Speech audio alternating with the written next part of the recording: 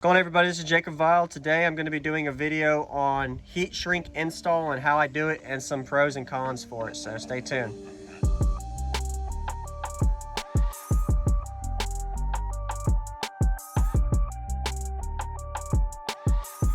So I got some wire here, not the best wire. I had some that I used a couple years ago. This one, actually the one that you can see now, it's really corroded some, but it worked. I had it for about 2 years in my truck.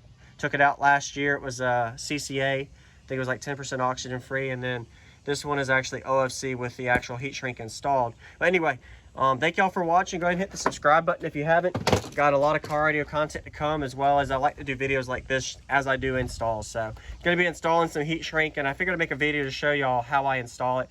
And right now, if anybody wants to know, hey, where do I buy heat shrink? What is heat shrink? You'll know by the end.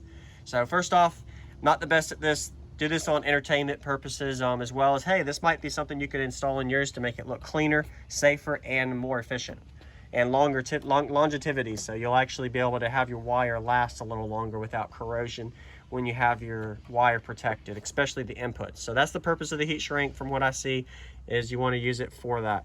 So if I'm wrong with anything, just let me know in the comments as I go. So I got a battery delete here. This is the heat shrink that's on the wire. If you want to know where to get heat shrink at, I'll be sure to put a link in the description. I use NVX. You can also get it from eBay, Amazon, Harbor Freight, really anywhere. A lot of cardio sites sell it as well, depending on what brand you want to use, or you can just buy it by the foot and you can cut it to size.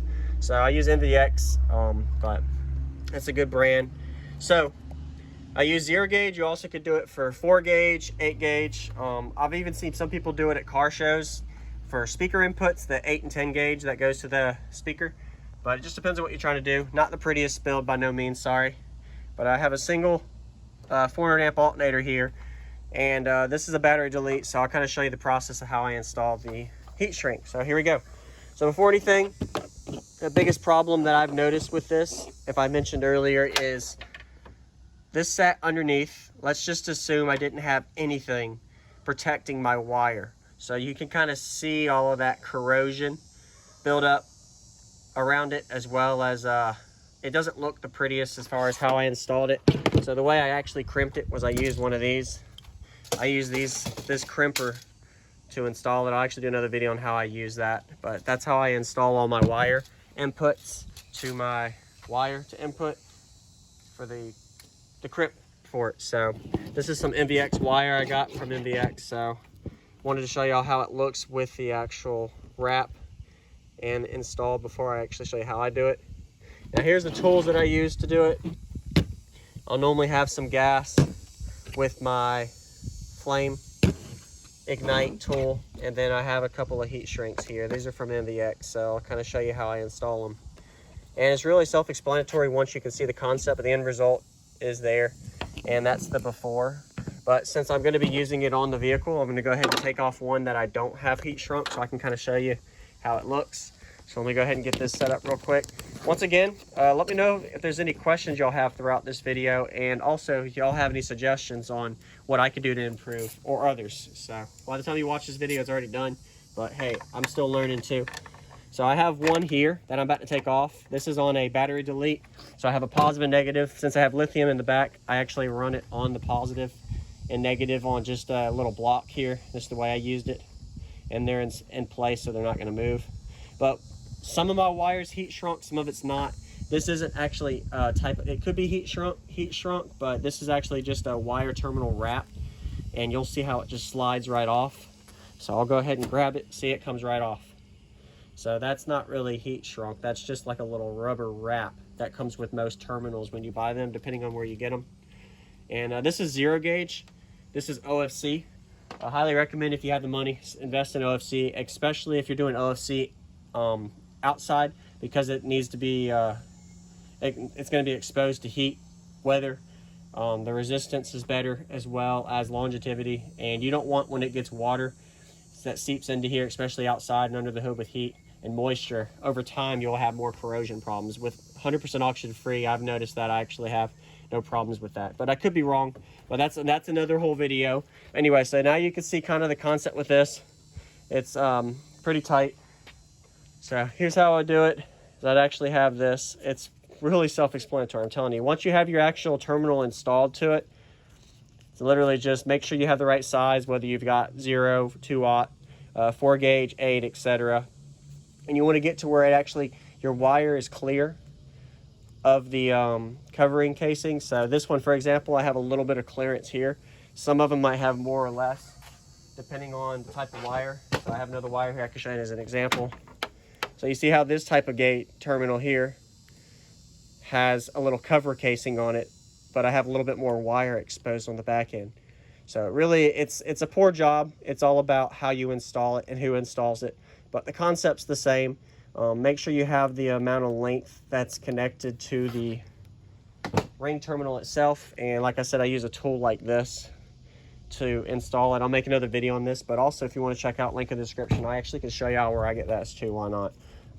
So get it installed like that. So once I get it to that point, so I have my little flame thing. I call it a little flamethrower, but as long as you have some form of ignite tool that has heat, that's all you'll need. So I had to install some gas to it and flame on. And it's that simple. So you'll use a flame. So once you get it in contact to the right spot, I personally, depending on if you're trying to be fashionable and there's a brand, like I'm running NVX, description, you'll see where I get these at. But you'll be able to actually set it up and orient it a certain way, so you can actually see, like you see on here, the NVX, you can see those are exposed. Same goes with the amp rack. A lot of vehicles like to be clean, so you want to expose your brand you're running. So depending on what you're doing, I personally, it don't matter to me. Plus it's going to wear off, especially under the hood. These were installed like 6 months ago. You can already see it has a little bit of rub off. That's just because it's exposed to heat and water and moisture. So that's on. Make sure it's not too hot. And you'll see, I make sure I have enough room for it to shrink over all of the wire.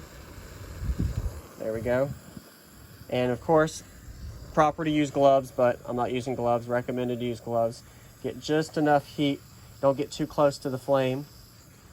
Turn up just a little bit. And you'll see how it just heat shrunk. I mean, that's the term, heat shrink. It shrinks the wire to the wire with a little plastic wrap. And so some of the pros of this is it makes it look clean. It's pretty, obviously. And I think I'm out of gas. That's why it's doing it. It's sucking. I need to put more gas in it. But there you go. You kind of can see the concept of it. Let me put a little bit more gas in it.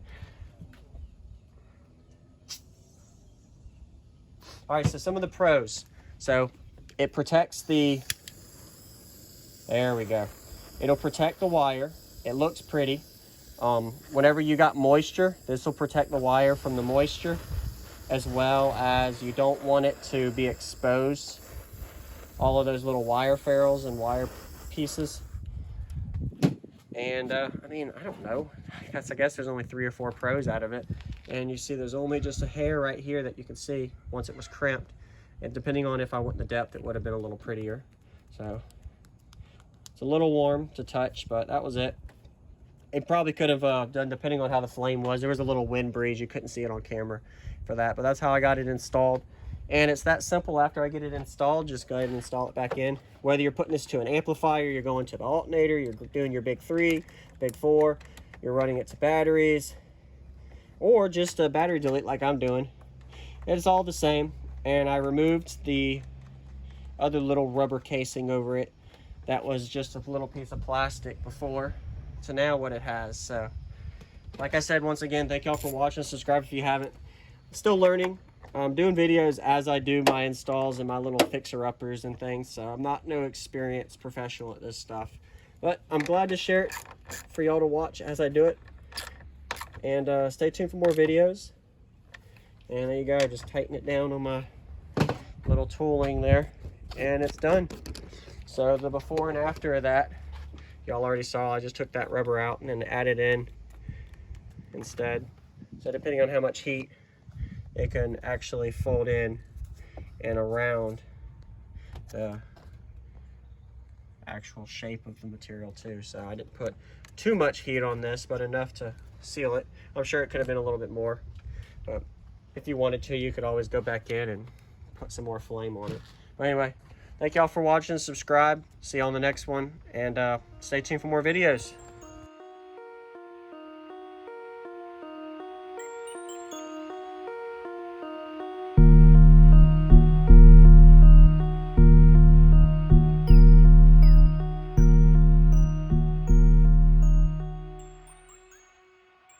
What's going on, everybody? This is Jacob Viral, ending this video to say thank you for watching my videos. Every single day I have a daily cardio video I upload. So if you haven't already, go ahead and hit that subscribe button and notification bell, and I'll see you tomorrow.